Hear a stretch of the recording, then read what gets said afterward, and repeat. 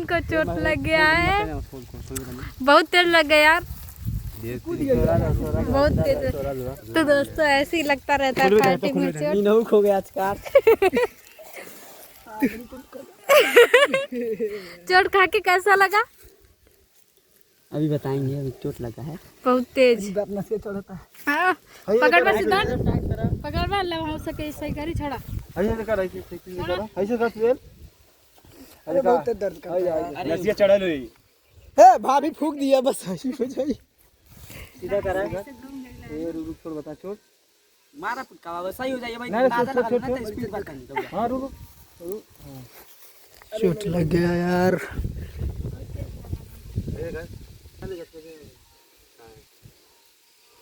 सभी लोग शांत हो गए हैं क्योंकि हमारे कोरियोग्राफर भाई को चोट लग गया है। अरे यार जैसे पर हलवा निकल जाएगी तो लगा हमारा आइया लगा नचना लगा